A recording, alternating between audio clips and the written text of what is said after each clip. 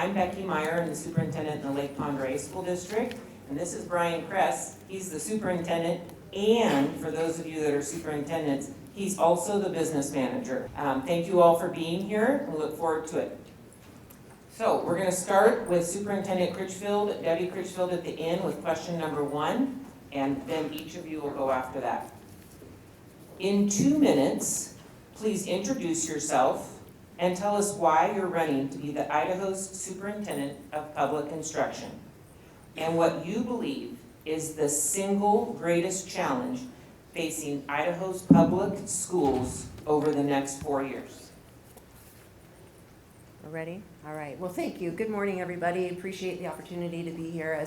As Dr. Meyer said, Debbie Critchfield. I say that I work in Boise, but I live in Oakley, mother of 4 public school students, and grandmother to 5 and upcoming public school students. I am interested in continuing in this position to build upon the momentum that we have in the state over the last 4 years. And I share the statistics broadly and often when we talk about the success that we've seen in the state, and that's because of leadership. It's leadership at the top, leadership in your districts and in your charters and around the state. It's not an accident that we're seeing the highest reading rates K-3 since 2007, the highest graduation rates that we've had since 2010. Rated number 1 in the country for the numbers of students that are participating in career technical education and dual credit classes. Our NAEP scores are nationally ranked when we look across the country and see that statistically for 4th and 8th grade in both reading and math, there are only a couple to 4 states that are above us in those ways. That's to your credit for the work that you've been able to do.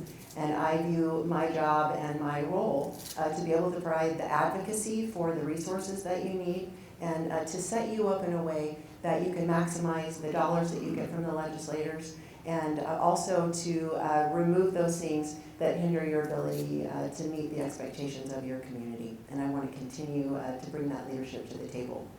As far as where I see education going and the greatest challenges, I think there's a number of things that I could be very specific and detailed about. But my summary as to where we're going really comes to this. I think since COVID, we have seen an accelerated shift in how parents view the delivery of public education, and more parents who would like to see individualized instruction. And so as we look at that, we need to see how we balance those expectations with the finite resources that we have. Thank you. Becky. Hello, everybody. I'm Becky Sundin Mitchell, and I'm running for Superintendent of Public Instruction. And I get asked all the time, why would you take that on? Why would you take on a statewide race? Because it's a big state, believe it or not, 44 counties. And it's hard to travel that entire state, but I have. And I'm doing it because I was the 2018 Idaho Teacher of the Year, and that really shows you how important your teacher advocate voice is. And I was really proud of the education that we were delivering in 2018. I went around the country and I talked about the great things we were doing, but I'm still a teacher. I'm still in the classroom, and so I'm seeing how difficult things have become. And I agree with Superintendent Critchfield. I think a lot of it has to do with the pandemic, but we also know how really underfunded our schools are. And I'm also a mom. I have 3 adult children that I have successfully raised through public school. In fact, I was their teacher. And they went to public schools and universities here in Idaho. And my middle son is autistic. And so special education is near and dear to my heart. And so when we were $100 million with a shortfall in special education, that really hurt my heart. And I knew we could do much, much better. But I do see this incredible divide between what's actually happening in classrooms and what we see happening in the State Department and in the Capitol. And so I wanted to spend this time traveling around the state, hearing from educators and students and families and superintendents and school board members who all want so desperately to do better for their students, but they feel that their hands are tied. And so what I feel is the greatest challenge that we're going to face in the next 4 years is how to span that divide, how to fully fund our classrooms and our schools without having to borrow from Peter to pay Paul, which seems to be what we have been doing, how to bring in new revenue for schools so we don't have to do without, but more importantly, how to help the public be really confident about what we're doing in the schools. Thank you. Teresa. Honorable educators, thank you for the opportunity to express my platform for child safety first. I am running to recenter public education around fundamental logic, critical thinking, and genuine relational safety. I intend to incorporate insights aligned with classical education principles, relational neuroscience, and anti-pathological trauma-informed frameworks. The single greatest challenge facing Idaho public schools is domestic abuse and the coercive control dynamics that create complex trauma for children and families. This crisis is severely impacting student well-being, as evidenced by child suicide being the second leading cause of death for this demographic. According to the 2025 Idaho Judicial Report, a significant contributing factor is the malicious severing of attachment occurring through the family court system without due process or sufficient evidence at an 82% rate. Furthermore, a 2019 internal report highlights alarming rates in child trafficking within Child Protective Services, reaching up to 83.3%. In 2025, one county in our nation settled almost $5 billion for CPS crimes. This is a preview of the liability facing every county across the nation, and the financial impact on family courts will be even higher, given that we see approximately 20,000 survivors in Idaho yearly. That's 40 children daily who can suffer lifelong brain and neurological damage due to the institutional grooming systems operating locally, nationally, and globally. We must defend child and family safety through the education system rather than remaining complicit in civil conspiracy practices. We need to shift from compliance-based protocols to learning environments that prioritize nervous system regulation, objective analysis, and practical life skills. We can cultivate independent thinkers rather than individuals conditioned for institutional compliance. Thank you. Thank you, candidates. Our second question will begin with Becky and then go through the line as we did just now. Idaho has a long tradition of local control. What decisions should remain at the local level, and where should the Idaho Department of Education provide stronger direction? Becky. One of the really amazing opportunities I've had in this campaign is to get out to counties all over the state. So I've been up to Bonners Ferry, so up to Boundary County. I've been down to Bear Lake County, where you're almost to Utah. And what I see over and over is school boards and superintendents who want to do more for their teachers, but really feel like their hands are tied. And so we need to do a better job on that on so many fronts. So yes, I have always said, and I will always say, the best people who understand how to educate their students is the local people. They understand their populations better. They know how to better serve those populations. But we know, those of us who have been in the classroom, that all we've gotten is a lot of micromanaging from the top down for many, many years. And I know as a teacher, I'm thinking about how I'm going to go back and face some of those new policies that are coming down. And that should never be. We should never have local school districts that feel they can't take care of their educator and their students because of what they're being required to do at the state level. And they need a better seat at the table. There's a question later on that talks about rural schools that I hope we get to, because I was a rural school student. I taught in rural schools. And you know, we've got a majority of our districts here in Idaho that are rural. And those are the ones that really don't feel like they have a seat at the table. I was in Little Clark County that wonders if they're going to have a school at all. And those are the kind of stories that we need to be talking about more. We need to show that there's some improvement that can happen in education to make sure that we're doing a better job enriching and supporting and putting all the control at the local level. Teresa? My vision is an education system where schools empower parents as the ultimate authority in their children's development and focus on objective learning rather than state-mandated narratives. My top priorities include reforming the role of student resource officers by requiring SROs to strictly enforce current existing laws, that protect children and families, specifically focusing on child custody protections and addressing human trafficking and perjury occurring in family court. Student resource officers will save the lives of 40 Idaho children daily. If these duties are not fulfilled, we will reevaluate the necessity of SRO positions. Educators must remain informed about cases of misconduct and accountability failures among law enforcement and SROs to ensure student safety. Washington Post investigation found 2,000 police officers to be child sexual predators and 200 of them being SROs. 40% of these predators never see a day behind bars, showing the complicity of corrupt judges. I will implement service coordination approach by training school counselors, teachers, and SROs to adopt a service coordination approach that effectively connects children and families with necessary community supports and services to provide a pathway out of hierarchy. I will expand vocational and civic learning. We will integrate agricultural and automotive mechanic programs into our schools.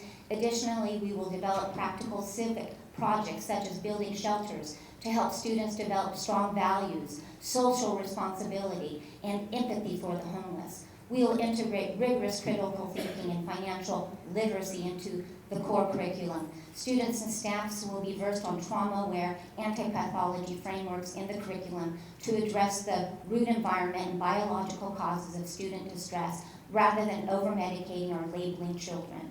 This will protect local and parental rights across all school districts. Thank you. Debbie. Thank you. Pardon me. One of the driving reasons for my interest in getting elected as a local school board member in the Cassia County School District was because I believed in the local control aspect. And as I got on that board and served there for 10 years, I also then became very interested at the state level, because I saw that there needed to be a balance between what the state expectations were and what was getting implemented and accomplished at the local level. And I still see that tension. And one of the goals that I have for local control is that we find that sweet spot where you at the state level have policymakers and appropriators who say our goals around reading are important. We have priorities for literacy, we have priorities for math. The implementation of how, when, where, how does that work in the local classroom, in the local district or charter needs to be maintained and honored at that level. And so when we see that balance of setting what those priorities are, setting those goals, and then supporting and coming alongside our district and charter leaders as they determine what best meets the expectations and needs of their local community, then we find that ability to partner and work together where you get the best of both ends of supporting and honoring local control while respecting the higher level interests at the state level. Thank you. Okay, we're on to number 3. We'll start with you, Teresa. If elected, what is your vision for Idaho's public education system, and what are your top 2 or 3 priorities that you will have over the next 4 years? My primary focus is to shift our educational approach toward genuine student well-being and practical real-world learning. To achieve this, I have established 3 core priorities for my administration. First, my absolute top priority is child safety. I intend to implement a first-of-its-kind curriculum designed to specifically address and resolve complex trauma and combat the rising youth suicide rate. We must ensure our schools are environments where children feel secure and supported. Second, I will reform the role of student resource officers. I want to redirect SRO training away from informal social interaction and refocus their mandate strictly on protecting children by enforcing existing laws. Specifically, we must ensure strict accountability regarding perjury, interference with child custody, and human trafficking issues that impact our youth. If SROs do not strictly fulfill their protective duties, we will reevaluate their presence on our campuses. We must ensure our safety personnel are effectively trained and operating under the highest standards of professional accountability. Please note that a Washington Post investigation found 2,000 police officers and 200 school resource officers to be child predators. Predators are everywhere children are, and children deserve protection and safety. Third, I intend to modernize our overall approach to education by integrating successful methodologies from homeschooling and other innovative models nationwide.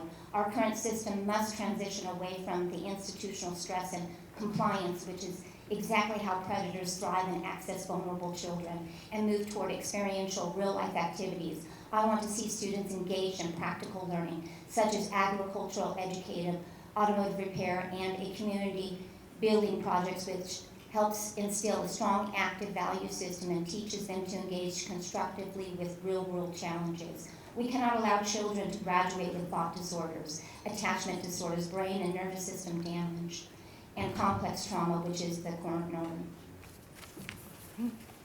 Debbie? Thank you. In the next 4 years, you can expect to see more of the same, in a sense of where we've got to focus on literacy, math, and wanting to make sure that you feel supported in those areas. Career technical education has always been a priority for me, elevating that, and through the Idaho Career Ready Students Program over the last 3.5 years, we've been able to grow, either expand or create 170 new or expanded programs in career technical education. I'm very proud of that. And I think making those connections for our students so that they feel as though they have a relevant experience, particularly while they're in high school. You will continue to see attention and talk about that. I'd also like to layer in an area that you're dealing with already. I haven't been exactly sure how to provide the best help and the best support or resources to you. And as I've gotten more into the mental health, behavioral health arena, we are bringing forward some resources that we think will help your educators, help you at your level be able to help them. So you will see more attention and more talk around that as I travel around the state and in your schools and in your charters. The number one thing that I hear from your teachers, and I think you're hearing it as well, this isn't news, is around classroom management. And so as we try to find something that is valuable, that is meaningful to them, and not just a one-day training or go read this book or go to a conference for 2 days and then we hope you figured it out. I've spent the last 1.5 years really diving into where we need to put our attention and put our resources. How do we bring those things to you so that you're able to see what works in your own communities, what helps best, but that there's going to be a lot of attention in that area in the next year, in fact. Awesome. All right, we've been through our first 3 questions. Do you want to kind of take? Oh, Becky! I am so sorry, Becky. Thanks, Becky. That's no problem. So it's tough to narrow down to 3, but I do have some ones I'm really passionate about. And one of them, of course, there's no way I can walk away and not talk about funding. What I hear all over is how are we 51st in the nation in what we have per pupil for funding. And I know sitting in this room and looking at all your faces, you stretch $1 as far as you possibly can all the time, because I know I do it in my classroom. I get whatever my lab funds is for the year, and I think how far can I stretch that and how can I be creative with it. And the time is now to invest, not to stretch. And we have to do so much better on the funding route, and it will not be a magical solution, but it will solve a lot of the problems. And one of the ways I feel like we need to do this is we need to have a much better relationship with our lawmakers. There is such a deep disconnect between lawmakers and what's actually happening in classrooms. And so one of the first things that I would do would institute a Teacher for a Year program with our lawmakers. And not just invite them into classrooms, but hold them accountable to be in classrooms. Because if they're making decisions about public education, they need to spend some real time in public education. And they're gonna see, like, we need to show them not all the bright and shiny. I've been there when a superintendent comes to the school, we roll out the very best. But maybe they need to be in the classroom where the class sizes are huge, where we have some of our most difficult students to meet their needs, and to see what's really going on in education. And then I worry about teacher burnout because I see it every day. And it's because teachers have to hold so many roles and wear so many hats. And if we had better support in schools, if we had social workers in schools, if we had more school nurses, if we had more counselors that are dedicated to just mental health, that would take all that off of teachers' plates. And of course, we have to do better with compensation. Anytime I go where there's a border, teachers are going over the border because they can make more money and have better benefits. And we don't want that brain drain here in Idaho. We want to keep our very best. And the way we can do that is to more competitively compensate them. So lots to do. Okay, thank you. Now we're through our 3 questions. I've been a part of a panel before, so please take a drink, wiggle around a little bit, get used to it, because we've got another 3 questions for you, okay? All right. Debbie, we'll start with you, if that's okay. Sure. Idaho is discussing, and this is near and dear to my heart, I think you know this. Idaho is discussing possible modernization of its public school funding formula. What principles should guide that work, and what would you want school leaders to know about your approach? I think that you all know that this has been something I've been working on not only as an elected superintendent, but a part of the conversation for at least 10 years. If this were easy to do, we would have already done it. There's been a lot of good work and a lot of good ideas that have been out there, and as I've traveled around this summer and talked into communities, there is a momentum in our towns around updating our formula to align with the priorities that we have now, the values that we have for education, and particularly for the needs of the 21st century classroom. So how I would put it together, what are some of the elements or values that I have for a new updated formula? You need some predictability or stability in your budgeting. It can't just be year by year, let's see what you get. You need to be able to do that. We need something that's sustainable. We need something that's simple, something that folks can understand and something that you can explain, or even after you've explained it in 10 minutes, not have the eyes go, I still don't understand how all of this works. And I think we need something that is aligned to the students that we have today. The 30-plus-year-old formula is not getting the job done in all the ways that it was designed to do back then. And I'm okay with that. I don't know that those who put it together then expected that it was going to last us into the future. And so our ability at the leadership level to make adjustments where needed, there are elements of our funding that I think work. There are other elements that don't. And so for those areas that don't, we are looking at different models, and we are looking and talking to you about this. It's not going to be something from my perspective that's just dropped on you. And I think that you know that about me, that we are very much about, at our department, having an open door. And you can expect that will continue. This is a priority and something we want to move forward on. Thank you. Okay, Becky. So I was one of those teachers that taught through the pandemic. I'm sure those of us who were in education at that time remember what that was like. And we knew it was a crisis. And so we moved from ADA as our funding into enrollment-based funding. And I remember at my school, that meant each grade level ended up with an EA for their classroom. And when a teacher was gone, that was the person who covered the classroom. And we know that would put $100 million immediately back into schools. And so I think we have to help decision makers understand that we're at that crisis level again, that we cannot go on the way we've been, where, for example, I understood in conversations yesterday, it was sure we can pay for full-time kindergarten, but we're going to take that money away from literacy. There's no more taking money away from one place in education to support another. We just need to have more money dedicated to public education. We know 90% of our students in Idaho go to public education, and we're giving money away to private schools. And I know that hurts everybody in this classroom because they are dealing with less this year. And they have made the tough decisions, and they have let people go. And we know that this is an investment that's worth it. We know these kids are going to be the future of Idaho, and industry is going to come back to us in years and go, wow, we just don't have anybody we can employ. And it's because we haven't invested in public education. And so in the next 4 years, I would make sure that, in fact, in the next year, I would make sure those decision makers understand we're at the crisis point. Here are all the weak points that are about to fail. And so we have to make those hard decisions now, not only updating the formula, but switching to a model that has a lot more predictability, like enrollment-based funding. Thank you. Teresa. As Idaho discusses the possible modernization of its public school funding formula, I wanted to share core principles that I believe should guide this critical work as well as my approach for our state school leaders. First and foremost, our efforts must be guided by the principle of local control, ensuring that local districts retain the decision-making power necessary to serve their unique communities. To effectively support this, any modernization effort must address the limitations of Idaho's current 32-year-old resource-based allocation formula. Operating on an attendance-driven model rather than total enrollment creates unpredictable revenue shortfalls for schools, which face fixed operational costs regardless of daily attendance fluctuations. To structurally improve Idaho's education system and move us forward from our current national standing in per pupil spending, our approach should focus on transitioning toward a weighted student enrollment model.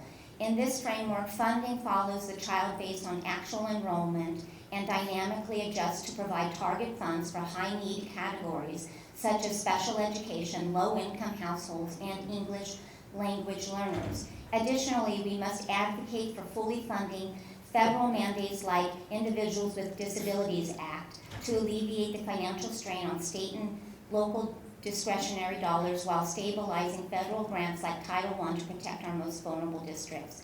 I want school leaders to know that my approach is centered on creating a stable, predictable, and equitable funding structure by shifting from attendance to enrollment and addressing the heavy reliance on supplemental local property tax levies. We can reduce funding inequities between wealthy and rural districts, ensuring every school has the resources needed to support student success. Thank you.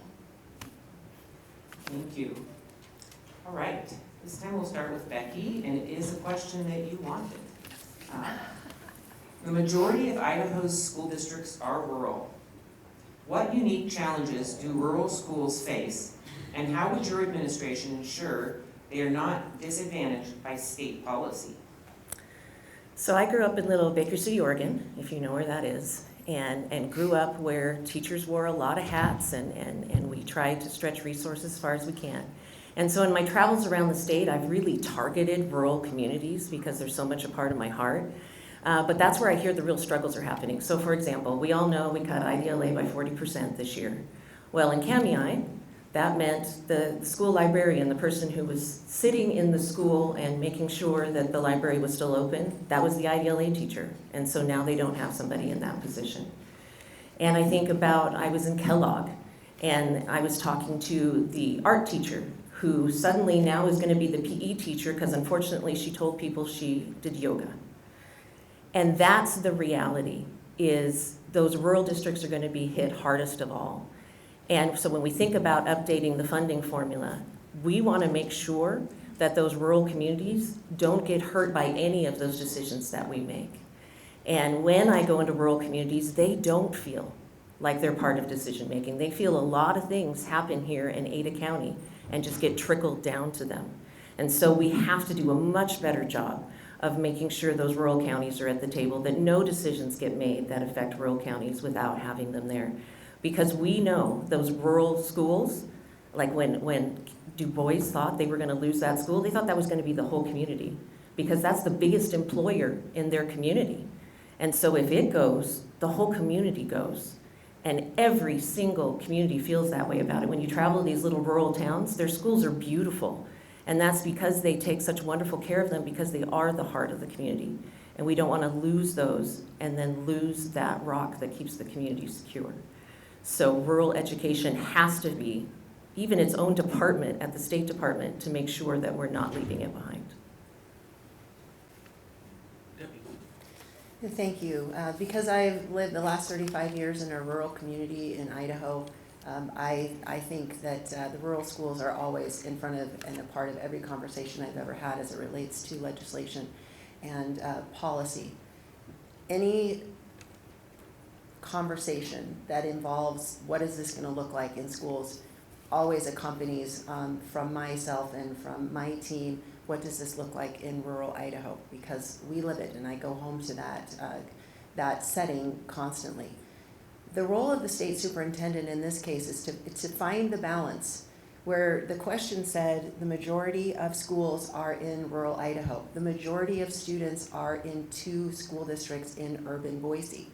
Then you layer in 105 legislators who are coming to represent their various communities. There is a part of educating about what rural Idaho looks like for a majority of our legislators. So finding that balance, and we're never going to find the perfect thing, But as we look at making adjustments that account for very real and very different environments for delivering education in rural Idaho, while we also don't take away from the majority of the kids, the youth that are attending public schools in two communities in the most urban area. And so as we talk through those and work through those things, at every turn, as I started this question, I am carrying rural Idaho with me, as that's where we live and where we breathe every day. All right, we're going to start this question with Teresa. Academic achievement remains a priority, but schools are also being asked to address attendance, behavior, mental health, career readiness, and safety. How would you help districts balance these competing expectations? Teresa. We must build an integrated system where academic success and student well-being reinforce one another. We shift from individual pathology to interpersonal neurobiology and a non-pathology framework. Our schools can move away from labeling distressed students with psychiatric diagnoses. We'll shift the staff mindset from what is wrong with this student to what happened around this student and how is their nervous system responding. We must recognize that disruptive or withdrawn behaviors are functional biological responses to stress or trauma, requiring nervous system regulation rather than forced compliance. We must reduce psychiatric labeling for behavioral infractions and focus on building predictable, safe environments that allow students' biology to settle. We will dismantle coercive control dynamics. Districts must audit disciplinary policies to eliminate dynamics rooted in micromanagement, eradicate disciplinary measures based on manipulation, isolation, or overwhelming authority, which breaks trust and elevates anxiety. Prioritize authentic, safe relationships over enforced silence. Provide students with genuine choices and autonomy to build authentic self-regulation rather than a fragile illusion of control. Track academics, attendance, and behavior on a single dashboard to identify at-risk students early. Map existing programs into Tier 1, universal support, Tier 2, targeted groups, and Tier 3, intensive individual aid. Teach emotional regulation and conflict resolution during standard periods and replace punitive discipline with restorative circles. Provide mental health resources for teachers to reduce burnout. Foster a culture where students feel safe reporting concerns and blend non-intrusive safety measures with strong screening tools. Eliminate redundant programs to optimize funding and blend academic grants with mental health and safety funding to support multi-purpose school initiatives. Thank you. Okay, Debbie. There's no argument from me that the responsibilities that our teachers and you as leaders face has grown exponentially in the last few years. I wish that we could have more clear lines on who's responsible for what, but as our students and kids show up to classes every day, we see the pressure points that you're dealt with in every single way. We also see more critiques about what schools shouldn't be doing and who should be doing what. The lines have become increasingly blurred.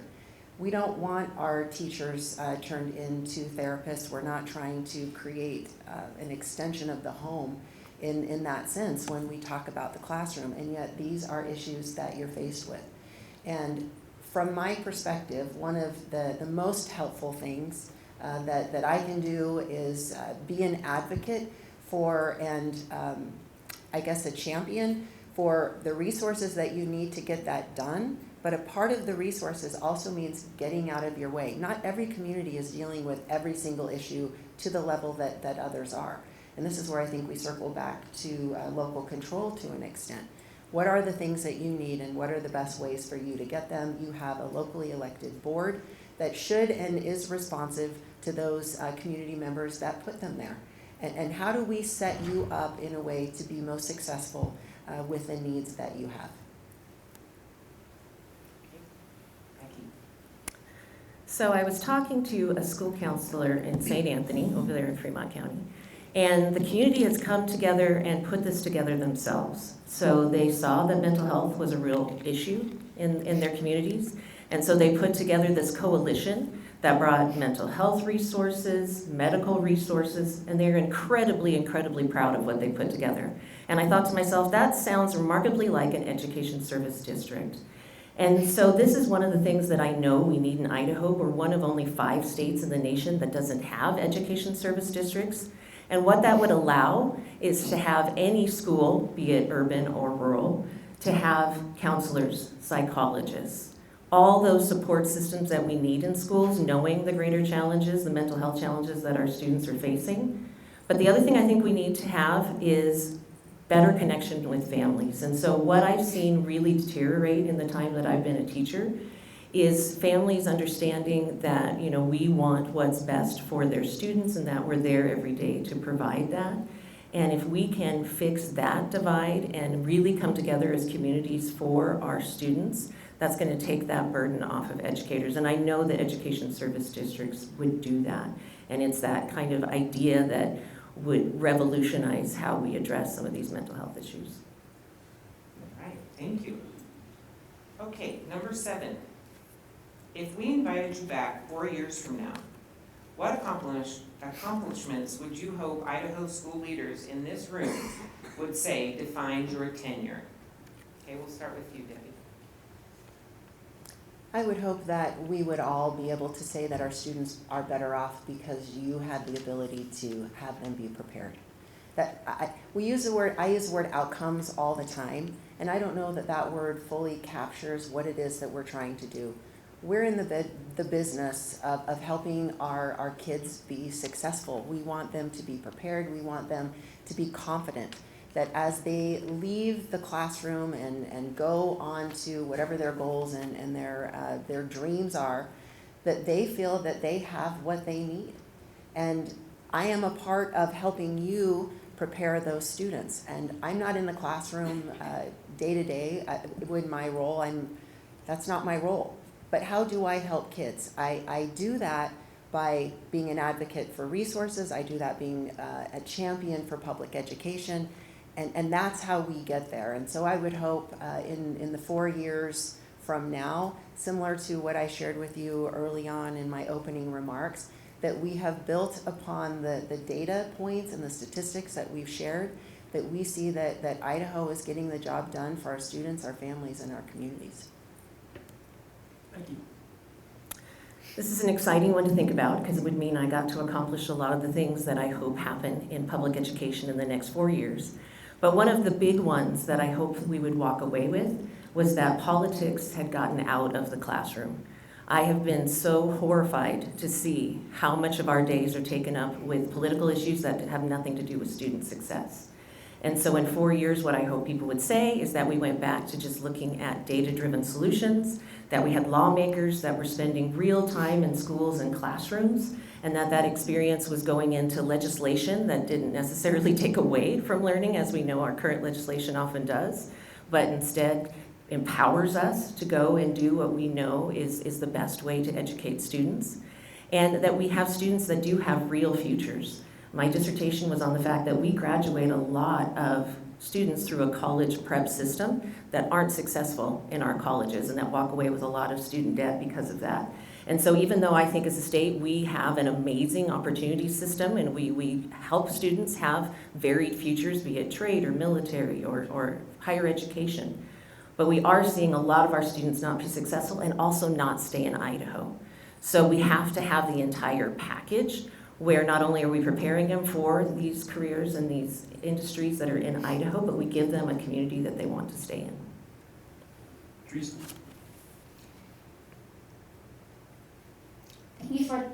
Thank you for the opportunity to share my vision for the future of Idaho's education system.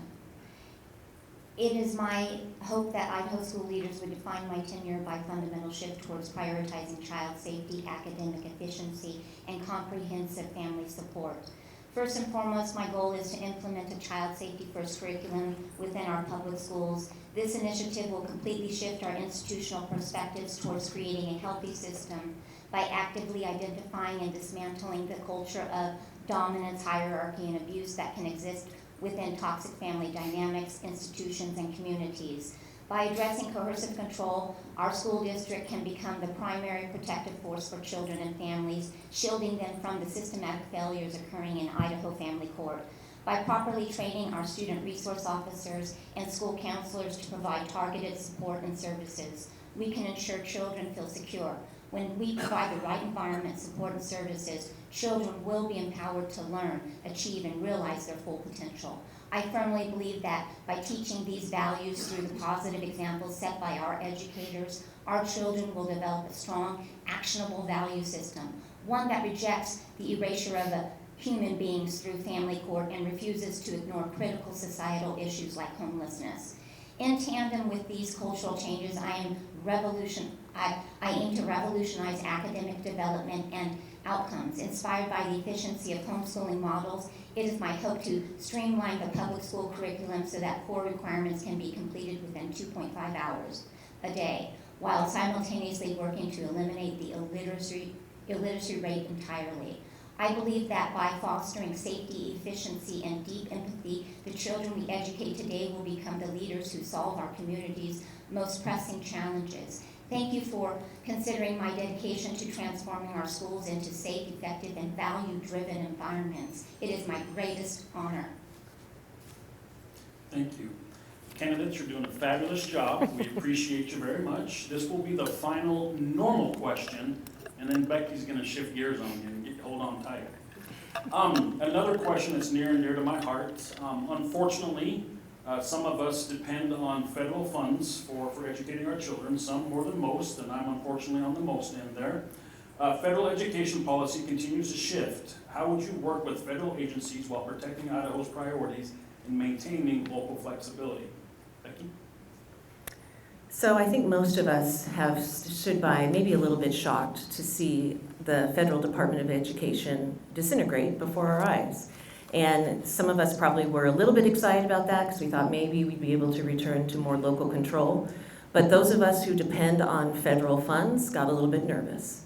And so I know in a school that I once worked for, 20% of their EAs had to be let go this year because it was federal funds that were going to pay for that, and those are gone.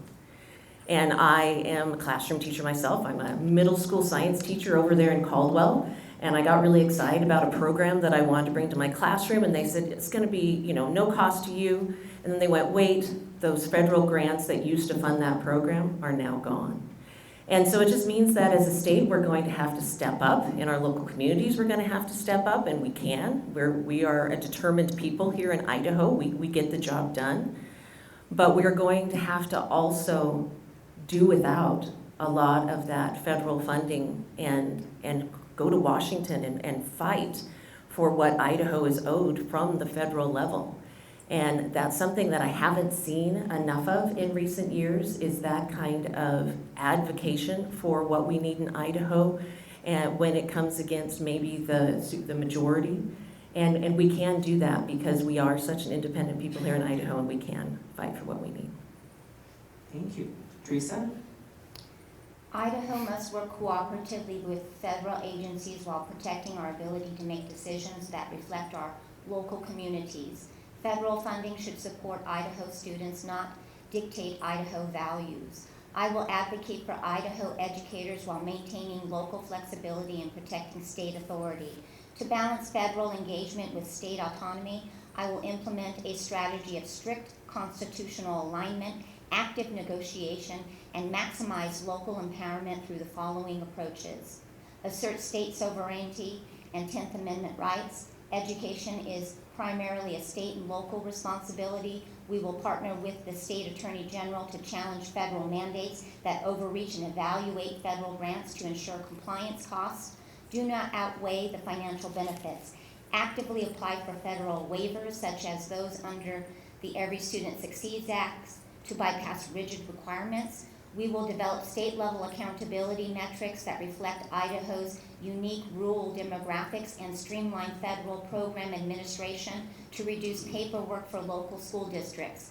Push for federal funds to be distributed as block grants, allowing local school boards to allocate money where it is needed most. We will ensure state-level implementation passes maximum decision-making power down to local trustees. parents and superintendents while supporting alternative pathways for teacher certification to help rural districts combat staffing shortages. Partner with education leaders in neighboring western states to present a unified front to federal agencies on unique regional issues such as public lands funding, impact aid, and rural broadband access. Thank you. Thank you. Debbie? Thank you. In the last 2.5 years, I've developed some key and critical relationships with our federal partners. And I think we're seeing the results of that. And I think that's a very important part of this question. We applied for and received a couple of waivers that will allow you more flexibility with your federal dollars. And we intend to apply for an additional waiver related to federal funds next month, along with waivers around assessment. And those things are a direct result of what I've been hearing from you. Because of those relationships, about a year ago-ish now, coming up on a year, I was able to make phone calls to the federal level and have a reversal of the community schools grants that had been denied. Of the 19 states that were denied, Idaho was the only one that was reinstated. And that was because of the ability to make the phone calls, explain the case from Idaho, show the evidence of those things that they thought were missing at the time that we had. And so as we look at where we're going on the federal side, yes, we need the federal government to have more contributions towards our special education and other special funds. We need that flexibility.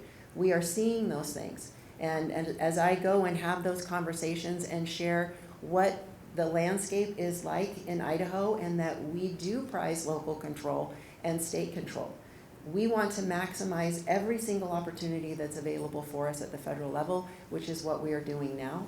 And that will continue on my end. And the whole reason we're pursuing this and the whole reason that we're building the relationship and ships and having those conversations is so that you can best do the job that you need to do. Okay, thank you. All right, everyone take a deep breath. Could teach you box breathing, but that probably isn't appropriate. Take a drink right? of water. Take a drink of water, okay. Or box breathing, whichever one works better. We're going to do a lightning round, which means you get a maximum of 30 seconds. A few of these are really short answers, so probably this first one, Heather, you don't even need the time, this first one, but starting with Brian, second one we do. So I just want to give you a couple of seconds to think about this. Emphasis on one word that describes your leadership style. Okay? One word. Okay, we'll start with, who did we start with last time? Can you do more than one word? I mean, I did the No, more than one word. You have to do one word. Let's It's start with succinct. Debbie. Make it easy. Let's start with Debbie with the lightning round. One word. Relational. Becky? Collaboration. Integrity. Thank you. All right, now we're starting with Becky and just go through pretty quick here. 30-second time limit, please. What's one educational myth you would like to dispel? Becky? That if you only want taxpayer money to go to public schools, it means you don't support school choice. So I've worked a lot of years in charter schools. They're a wonderful school choice. They allow for all the same accountability that we put in our neighborhood schools. But when we give $50 million away in vouchers to private schools that have zero accountability, that's the issue I hear most across the state. So just this educational myth that we don't believe in school choice if we only want taxpayer money to go to public schools. 30 seconds lasts longer than you thought, huh? Teresa?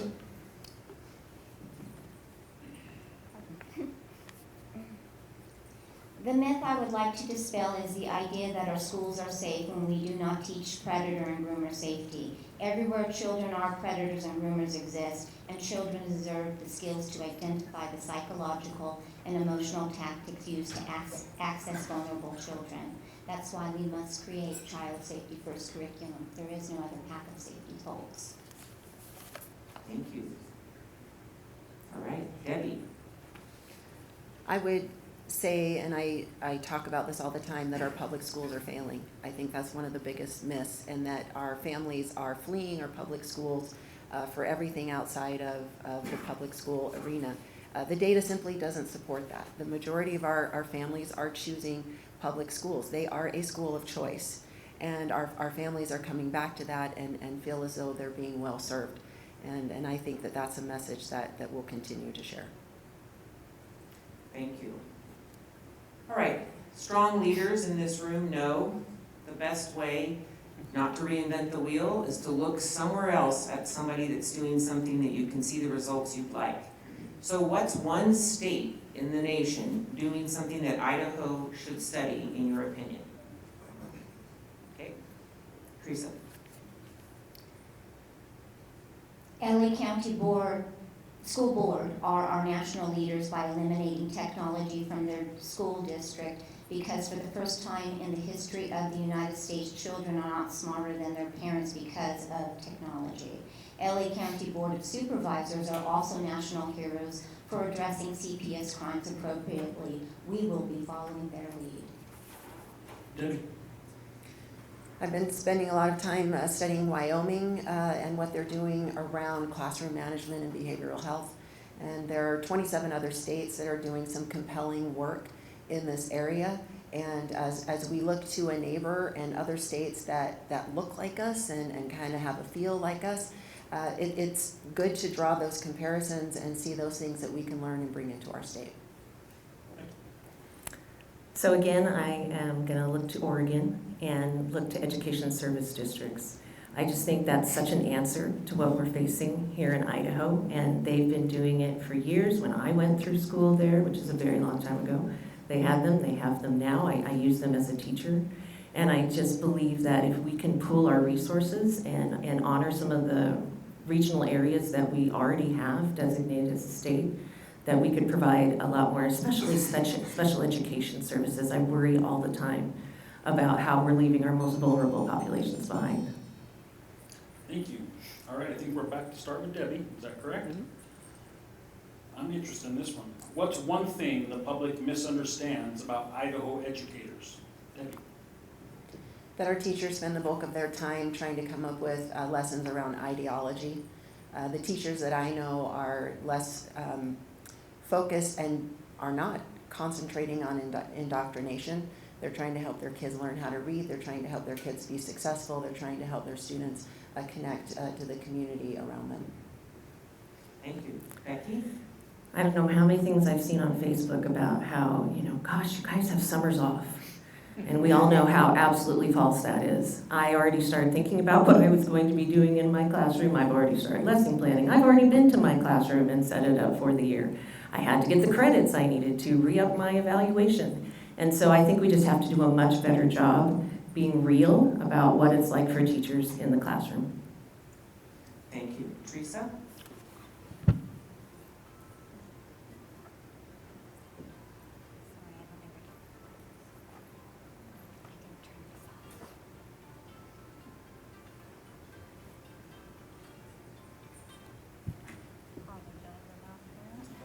We'll start timing when you're ready. Okay.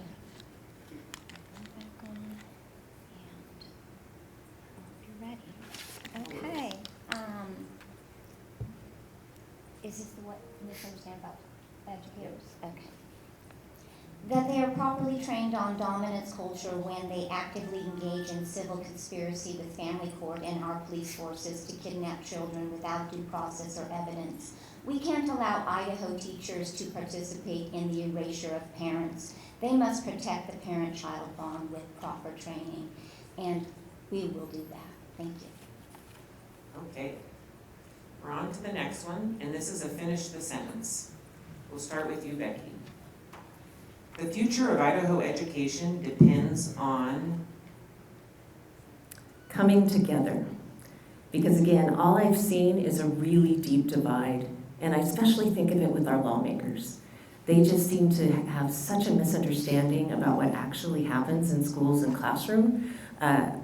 Somehow be so divided from what would actually help out classrooms. And even sometimes when they write legislation, I don't see that it is something that's even implementable in schools. And so we just need to have a much better connection between our lawmakers and our classrooms. Teresa? Every adult in every community attaching themselves to a value system. Again, because when 82% entering family court are being brain damaged and having their human rights and constitutional rights violated, immediate action is required. And when it's not taken, then we don't value the safety of children. I value children. But currently, I don't see Idaho teachers valuing child safety, and that's going to change. Debbie? Capable leaders.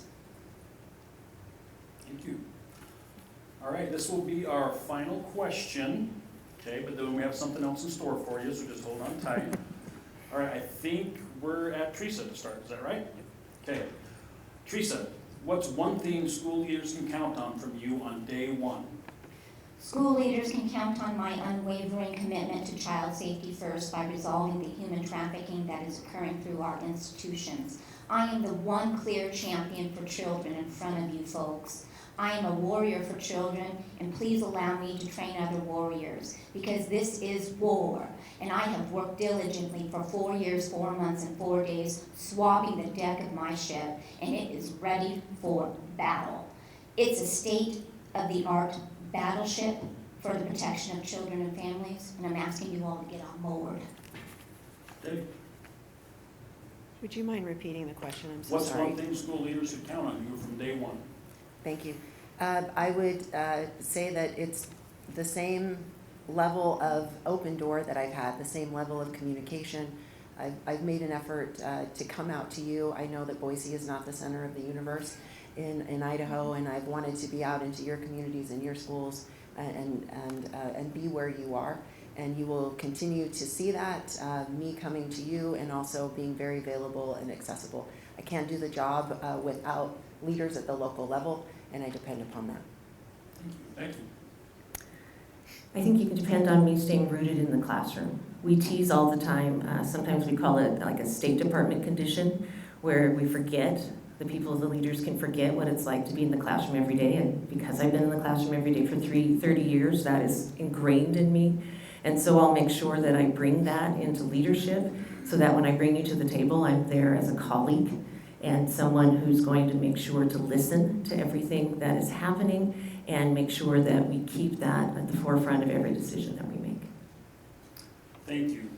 Ladies and gentlemen, this is the end of our questions. We'll have one more thing to do, but if we can give them a round of applause. They've been great. Thank you.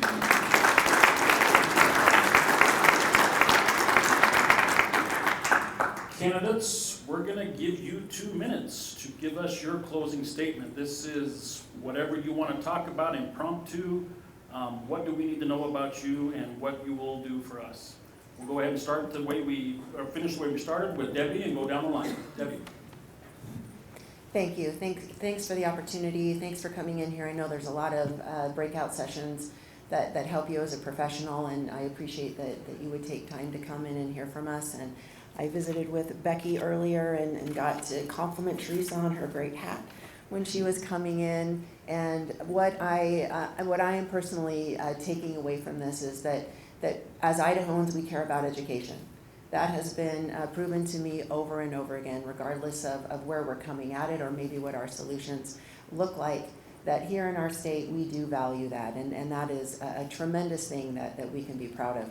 4 years ago, I sat in a different seat saying, hey, pick me. I want this job because I want to work alongside of you. I want to work hard.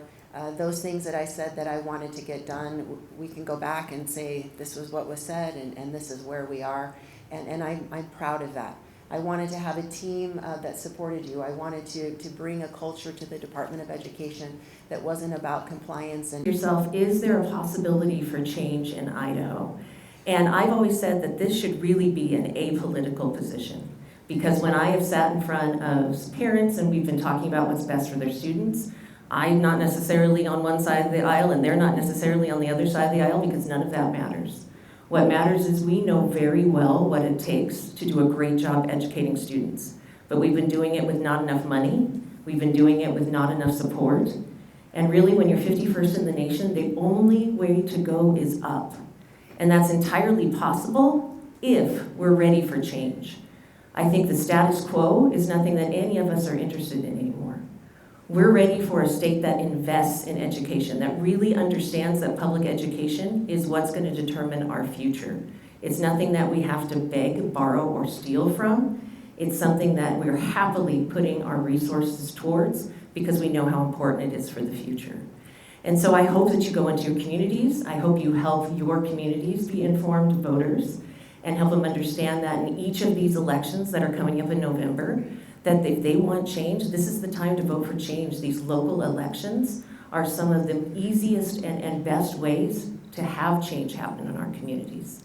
So thank you for coming and listening today at the differences, and then please spread that to your communities. Thank you, Becky. Teresa? If elected, Idaho school leaders can expect a leadership style rooted in honesty, accessibility, and active collaboration. I will lead by example, demonstrating how to maintain a strong value system daily through effective communication and right action. Making our school system safe requires reimagining how we communicate as adults and modeling that behavior for our children. I will not lead from behind a desk. Instead, I plan to visit schools across the state to listen firsthand before making decisions, ensuring we build policies together with educators rather than issuing top-down mandates. Teachers, administrators, and parents deserve respect, support, and transparency, and our children deserve adults who are willing to work together. We are at a critical crossroads where many individuals lack the tools for effective communication and conflict resolution. To address this, my administration will communicate regularly with educators to develop healthy communication and operational systems. We must address the broader impacts of toxic family system dynamics and institutional hierarchies that damage communication styles for children and families. Communication is a powerful tool to identify children and families in distress. For instance, when a child communicates disrespectfully toward a parent, it can be a sign of a deeper distress or forced and unconscious compliance. It is imperative to train teachers to identify unsafe communication dynamics and model healthy alternatives for these students. Without intervention, toxic communication styles can cause long-term harm to a child's well-being and development. We need to teach children emotional regulation, how to maintain composure, how to understand their personal triggers. Healthy communication will be a key component in transforming our school system. True safety and success for our students mean they should not graduate without essential skills for conflict resolution. Improving how we communicate will be a major pillar of change under my leadership to ensure the well-being of Idaho's families and school communities. Thank you. All right, I too am so glad you came to this session to dispel the myth. I got multiple texts asking why I'm running against Becky Meyer for state superintendent because the agenda was put out a certain way that people looked at it and thought, what in the world's going on?